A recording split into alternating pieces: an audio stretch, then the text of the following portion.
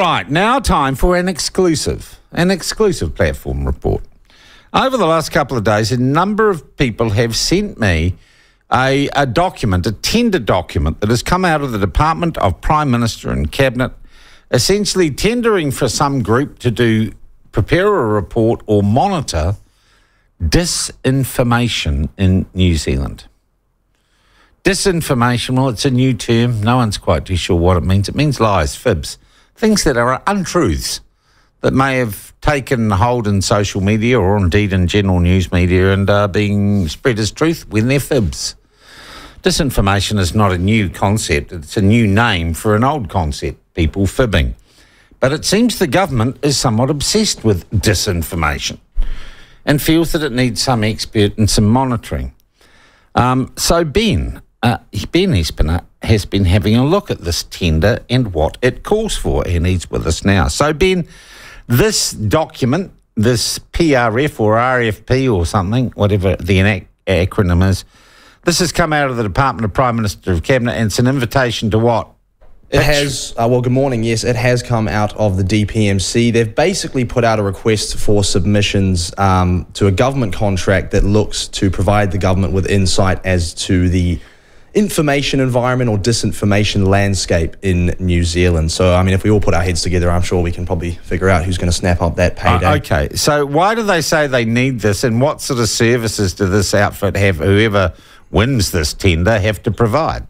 Basically, they need to provide the government with robustly testable research and information on, and this is the problem with this sort of stuff, though, is that nobody can really decipher what it is they're actually after. So what do they say? They use the same jargon that the Disinformation Project uses in their reports. Okay, so give us an example of that. Okay, here we go. So they want services on a short-term basis with a view to, quote, promoting good practice and a diversity of contributions to a holistic, accurate and trustworthy picture of the online information environment in New Zealand in ways that are rigorous and capable of robust testing. Jesus. Which, to me, raises alarm straight away, because if we can indulge in a bit of journalistic assumption here and presume that it will be the Disinformation Project that snapped this contract up, anyone who's read more than a line or two of their reports knows that it hasn't really been peer-reviewed at all. It's not been opened up to any robust academic testing whatsoever. I mean, these are the people who claimed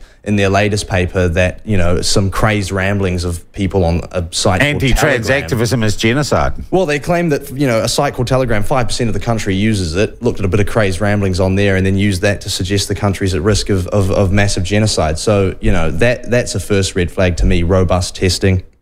The DPMC suggests that the contract would be valued at somewhere between $200,000 and $450,000 a year for a year of regular reporting, or between $20,000 to $60,000 for a one-off. We'll do it for half that, Ben. Exactly, but exactly. So there we go, and they say 20 to 60K for a one-off thematic report. So it's a nice little chunk of your money there that perhaps Kane and Sanjana will be looking to get now what is the timeline for this?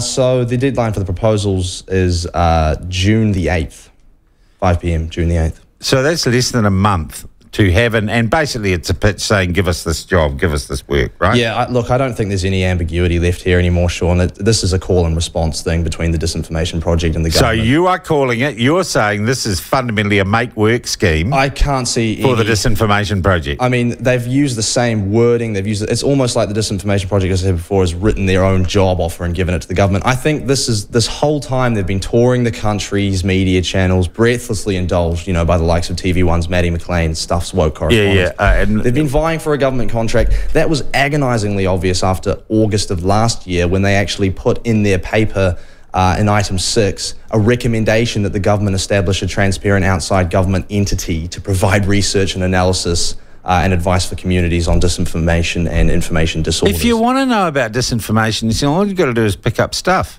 pick up a newspaper, or watch either of the 6 o'clock newses, or listen to Radio New Zealand. There's all the disinformation you need right there. So when would this outfit be operating, or when would it be by the proposal or the request the government's put out?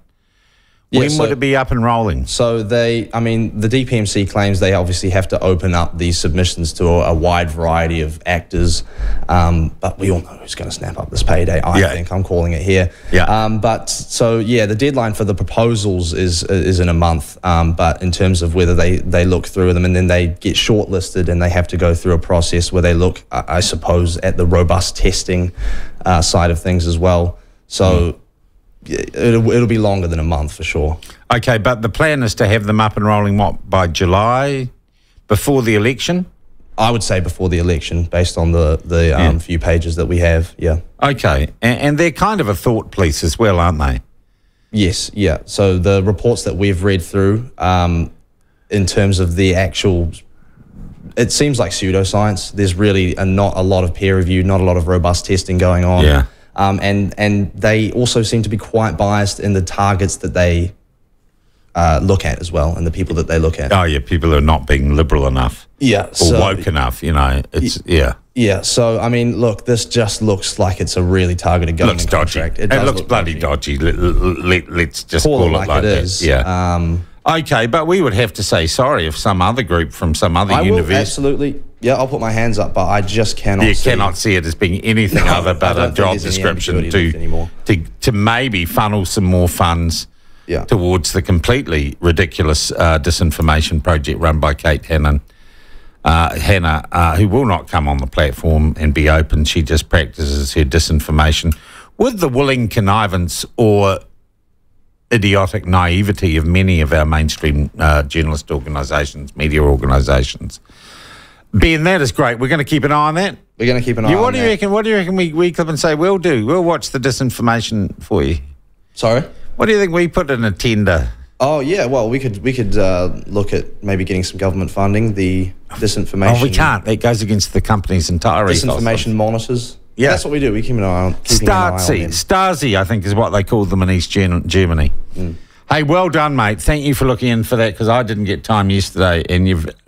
Anything else you want to add? Anything I haven't asked you?